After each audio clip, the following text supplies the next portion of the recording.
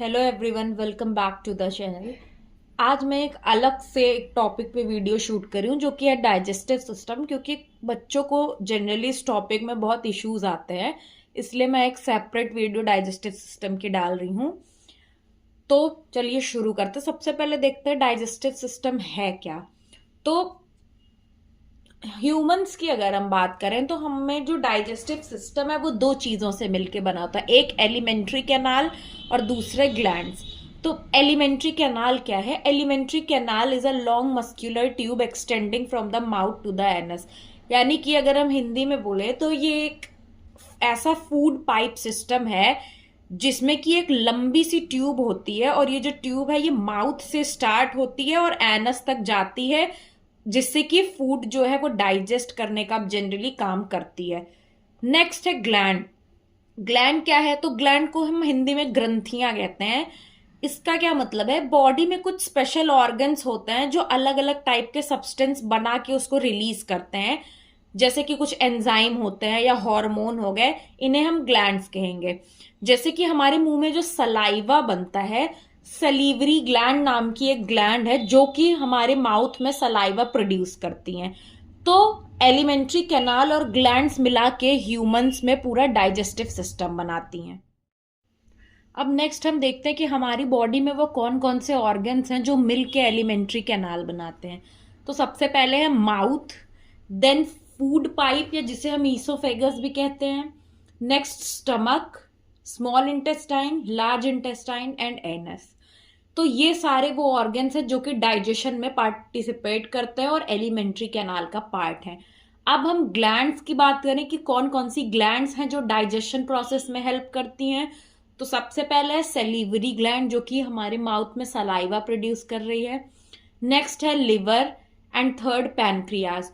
तो ये ओवरऑल मिल के ये सब ह्यूमन डाइजेस्टिव सिस्टम फॉर्म करते हैं। तो ये जो डायग्राम आपको स्क्रीन पे दिख रहा है, आप इसमें सारे ऑर्गन्स देख सकते हो। अब हम एक एक करके इनके बारे में डिस्कस करेंगे। तो सबसे पहले माउथ देखते हैं क्या होता है। हम माउथ देखते हैं तो सबको पता, हम जो भी खाना खाते हैं वो हमारे माउथ के थ्रू ही वो खाना जो है हमारी बॉडी में एंटर करता है। अब हम अगर फंक्शन की बात करें तो सबसे पहले टीथ, यानी अगर हम अपना माउथ ओपन करेंगे तो हमें तीन चीजें दिखेंगी, हमारे टीथ यानी हमारे दांत, हमारे टंग, और प्लस सलाइवा यानी मुंह में ये जो सलाइवा या थूक आप जिसे कहते हो। तो सबसे पहले टीथ देखते हैं। टीथ का क्या काम है? जो भी खाना हमने खाया है टीथ उसे चबा के छोटे छोटे टुकड़ों में तोड़ देता है। टंग क्या करती है? टंग उस खाने को मिक्स करने में हेल्प करती है, प्लस जब खाना हम एक बार चबा लेते हैं तो उसे हम निगल जाते हैं, तो टंग क्या करती है? वो खाने को सॉलो करने में भी हेल्प करती हैं। एंड नेक्स्ट है सलीवरी ग्लैंड। तो मैंने पहले ही बताया कि हमारे माउथ में जो सलाइवा प्रोड्यूस होती है वो सलीवरी नाम की ग्लैंड प्रोड्यूस करती है। ये करती क्या है? ये जो फूड जो छोटे छोटे टुकड़ों में ब्रेक हो चुका है उसको सॉफ्ट बनाती है, और प्लस जो डाइजेशन है वो माउथ से, यानी हमारा जो खाने का पचना है वो हमारे माउथ से ही शुरू हो जाता है। चलो तो अभी एक चीज समझते हैं। मैंने बताया कि जो सलीवरी ग्लैंड है वो हमारे माउथ में सलाइवा प्रोड्यूस करती है। अब ये जो सलाइवा है, सलाइवा में एक एंजाइम होता है, उस एंजाइम का नाम है सलीवरी एमाइलेज। ये सलीवरी एमाइलेज एंजाइम करता क्या है? हमारे फूड में जो स्टार्च, या फिर अगर हम कोई स्टार्ची फूड आइटम लेते हैं जैसे पोटैटो हो गया, राइस हो गया, तो स्टार्च जो है वो एक कॉम्प्लेक्स कार्बोहाइड्रेट है, हमारी बॉडी उसे नॉर्मली नहीं डाइजेस्ट कर सकती है। तो प्रॉपर डाइजेशन के लिए स्टार्च जो है उसको तोड़ना पड़ता है ग्लूकोज में, यानी सलीवरी एमाइलेज एक एंजाइम है जो कि स्टार्च को ग्लूकोज में तोड़ रहा है, तब जाके डाइजेशन प्रोसेस इजीली हो पा रहा है। अब ये जो फूड है ये माउथ से फेरिंग्स के थ्रू होता हुआ ईसोफेगस में आ चुका है।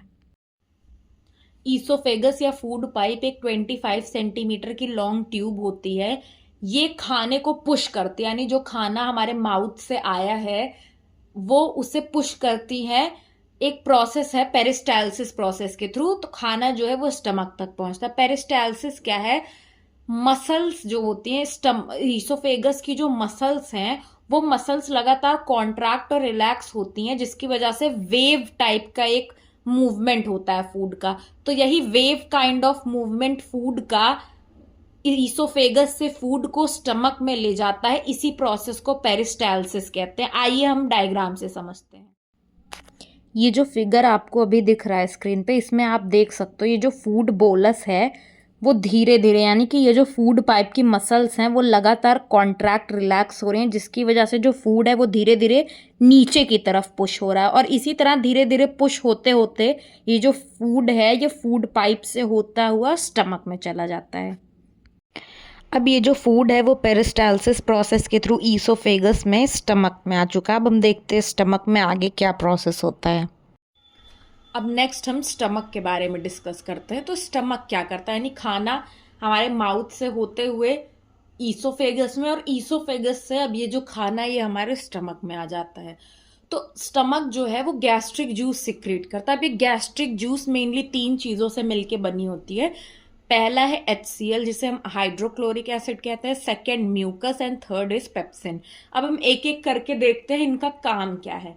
तो HCl है, HCl का काम है it kills harmful germs present in food. Suppose आपने जो खाना खाया उसमें कुछ हार्मफुल माइक्रोब्स वगैरह हो तो उसको मारने का काम करेगा HCl, क्योंकि ये हाईली एसिडिक होता है। Next provides acidic medium for enzymes to work. और HCl करता क्या, ये खुद एसिड है, तो एसिड क्या करेगा, जिन एंजाइम्स को एसिडिक मीडियम चाहिए रिएक्शन के लिए या काम करने के लिए उनको ये एसिडिक मीडियम प्रोवाइड करेगा। Next mucus, it protects the inner lining of stomach from acid. अब आप ही सोचिए अगर हमारे स्टमक में HCl है तो कहीं ना कहीं में भी वो हमारे स्टमक को भी नुकसान थोड़ा बहुत पहुंचा सकता है, क्योंकि वो हाईली एसिडिक है। तो होता क्या है, म्यूकस हमारे स्टमक की लाइनिंग होती है जो कि एसिड से हमारे पेट को प्रोटेक्ट करती है। And last is pepsin. Pepsin हमारी जो भी प्रोटीन होती है उसको सिंपल सब्सटेंस में ब्रेक करता है। तो ये थे हमारा स्टमक वाला part.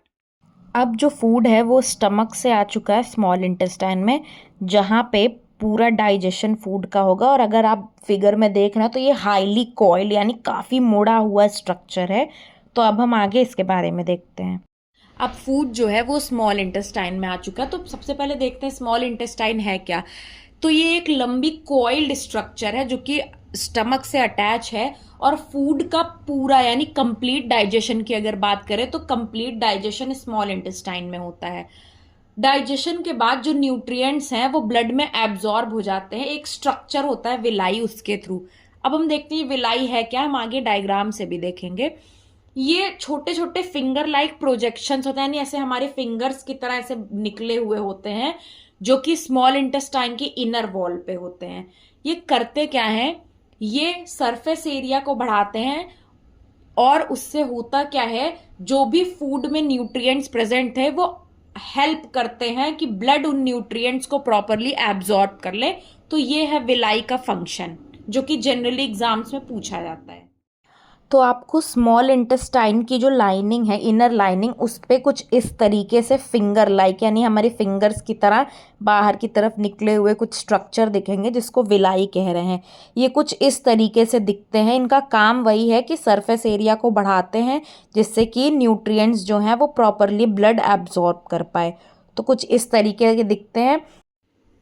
Crime enters the small intestine. अब जो फूड है जब वो स्टमक से स्मॉल इंटेस्टाइन में आता है तो आने के दौरान ये जो स्टमक में फूड था वो ना तो पूरी तरीके से सॉलिड रह जाता है ना लिक्विड, तो उसी को हम काइम कहते हैं। अब अगर हम ग्लैंड्स की बात करें तो स्मॉल इंटेस्टाइन में जब फूड आ जाता है एक बार तो कुछ ग्लैंड्स भी अपना काम करती है। जैसे कि सबसे पहले लीवर है, तो लीवर बाइल जूस सिक्रीट करती है, और ये जो बाइल जूस है वो गॉल ब्लैडर में जाके स्टोर हो जाता है, और इनका मेन काम है फैट का डाइजेशन करना। तो बाइल जूस की प्रेजेंस में फैट जो है वो फैटी एसिड और ग्लिसरॉल में ब्रेक हो जाती हैं। अब नेक्स्ट पैनक्रियाज देखते हैं। तो इस फिगर में आप लिवर, और लिवर के नीचे छोटा सा आपको ग्रीन कलर का ऐसे मटर के दाने की तरह कुछ दिख रहा है, वो है गॉल ब्लैडर जहाँ पे बाइल जूस स्टोर होता है, और स्टमक के नीचे आपको पैनक्रियाज दिख रहा है। नेक्स्ट पैनक्रियाज है। तो पैनक्रियाटिक जूस सिक्रेट करता है जो कि प्रोटीन और कार्बोहाइड्रेट के डाइजेशन में हेल्प करता है। प्रोटीन अमाइनो एसिड में ब्रेक होता है और ये अमाइनो एसिड जो भी डैमेज टिश्यूज हैं उनको रिपेयर करती है हमारी बॉडी में। एंड कार्बोहाइड्रेट ग्लूकोज में कन्वर्ट हो जाता है। यही ग्लूकोज जो है वो हमारी बॉडी के लिए मेन एनर्जी सोर्स है। अब जो फूड है वो फाइनली लार्ज इंटेस्टाइन में आ चुका है और लार्ज इंटेस्टाइन के 2 पार्ट्स कोलन और रेक्टम में। आगे हम देखते हैं क्या काम होता है इनका। अब फाइनली फूड का डाइजेशन तो हो गया स्मॉल इंटेस्टाइन में। अब जो अनडाइजेस्टेड फूड है वो लार्ज इंटेस्टाइन में आएगा। लार्ज इंटेस्टाइन के 2 पार्ट्स हैं, कोलन अपर पार्ट। कोलन का क्या काम है, अब अनडाइजेस्टेड फूड में जो भी वाटर और सॉल्ट्स हैं उनको एब्जॉर्ब करेगी। एंड रेक्टम जो कि लोअर पार्ट है ये फीसेस को स्टोर करती हैं और ये फीसेस जो है वो एट लास्ट एनस से बॉडी से बाहर चली जाती हैं, या हम फीसेस की जगह जनरली वेस्ट मटीरियल भी कह सकते हैं। That's all for today. If you have any doubt in any topic जो आपको नहीं समझ में आया हो तो आप मुझे कमेंट में बता सकते हैं। Thank you so much for watching. Like share and subscribe to concept वाली साइंस।